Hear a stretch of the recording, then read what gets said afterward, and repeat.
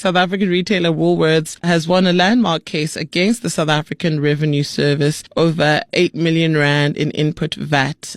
Can you tell us a bit more about the case? What was at the heart of the dispute between Woolworths and SARS? Certainly, and like you mentioned, it's definitely a landmark case. But the issue really at heart it was all around Woolworths Holdings' 2014 acquisition of David Jones Australia for an amount of 21.4 billion rand. And in sort of acquiring or funding the purchase price for that acquisition, Woolworths incurred significant costs, also given the purchase price involved, and that included VAT.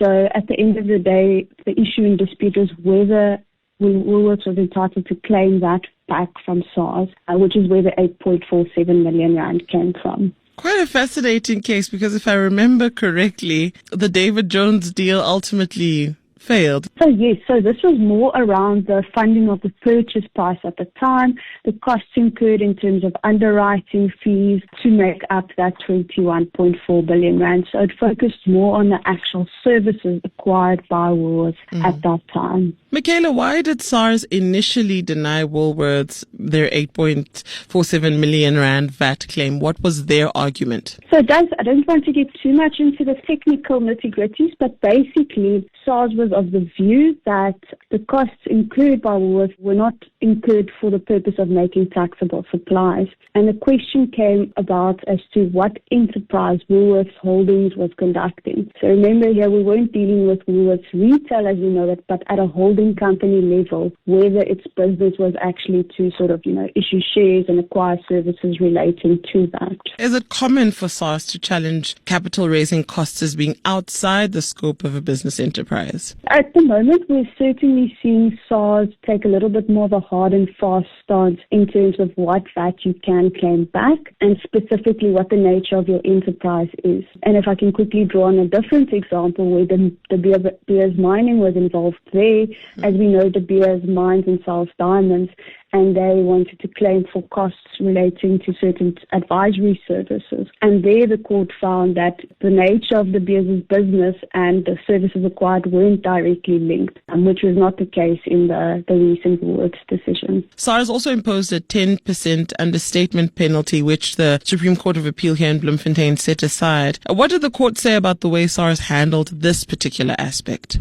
Quite interestingly enough, when SARS imposed the understatement penalty, they weren't happy with the way in which the taxpayer obtained a tax opinion from its advisors, and SARS supposedly incorrectly asserted that the opinion was obtained late. So the court actually found that there was no factual basis on which to impose that 10% understatement penalty, because obtaining a tax opinion beforehand almost protects a taxpayer from a layer of understatement penalties. Now that you've given us insight into the case, let's look at the wider implications. How might this ruling affect other companies currently under audit or contesting VAT claims with SARS? And do you think that this could curb SARS's growing appetite for litigation and aggressive VAT clawbacks? So, very good question. And definitely we're seeing a lot of taxpayers currently under audit and having their VAT refunds reversed because SARS is saying, look, you didn't acquire these goods or services in the course of your enterprise. So certainly it is a win for taxpayers in that the court found that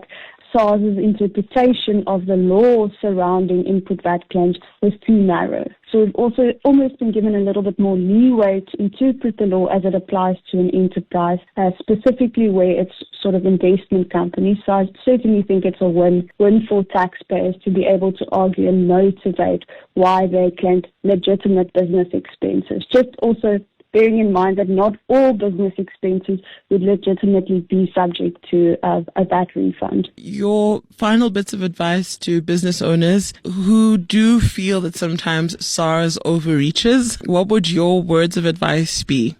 We typically recommend that taxpayers, if they're not certain or they're struggling in aggressive battle with SARS, get a tax advice, get a tax attorney in so that they can assist with the interpretation of the law and make sure that correct argument is being put forward that you are claiming those legitimate business expenses for VAT purposes. And also to make sure that, as we know, the purpose of VAT is to tax the final consumer only. So to make sure that, that taxpayers aren't prevented from from doing that. The Business Hour on OFM. That's Micaela Paschini, Team Lead, Tax Legal at Tax Consulting SA. She says the Woolworths case signals that SARS cannot cherry-pick transactions in